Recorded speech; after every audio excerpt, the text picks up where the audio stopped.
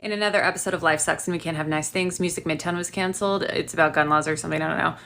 But we're going to talk about the real reason this was canceled, and it's actually a giant Karen that happens to be named Phil. So everyone, let's meet Phil.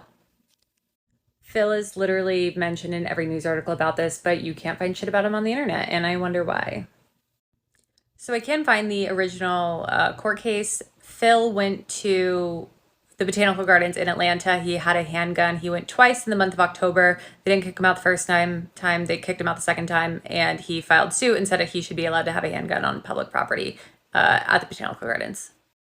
So this would maybe make a little bit of sense if Phil didn't live in Monroe, Georgia. That's the middle of nowhere. If you know anyone from here, they're not driving up to the Botanical Gardens twice in October when everything is dead with a gun and hanging out there for the afternoon. This dude's like 50 years old. Like, this story makes absolutely zero sense. So Phil actually deleted everything about himself off the internet. So did his lawyer. But I did find some comments on AMOLand News where he personally thanks a reporter for his win with the Botanical Gardens court case. I don't know. And he left a handy dandy username here, Phil1979. I like it. Let's see if we can find anything.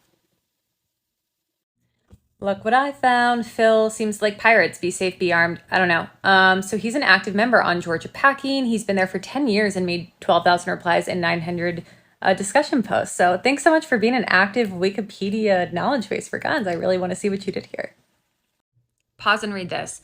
Phil states here that he doesn't think Live Nation should be allowed to put on a show inside of a public park and ban weapons. That's against the law. I guess you can carry weapons there, whatever. But then read this fucking part. This was posted in August 27th, 2014. That is literally 8 years ago. Like, oh my fucking God, this is before the Botanical Garden thing ever happened. This guy had a plan to get this shit shut down 8 years ago, and there's like hundreds of comments in this thread that tell you exactly how they fucking did it. So it kind of seems like he picked the Botanical Gardens because it's the exact same spot that Music Midtown is located in. How weird. So there's more to the story, but wrapping up this, 8 years later, this guy is literally congratulating himself for 22 million hits on an article about how he got Music Midtown canceled in the same fucking thread that he started saying he was going to get Music Midtown canceled. Like, who are these people? They're fucking crazy, dude. Like for part two.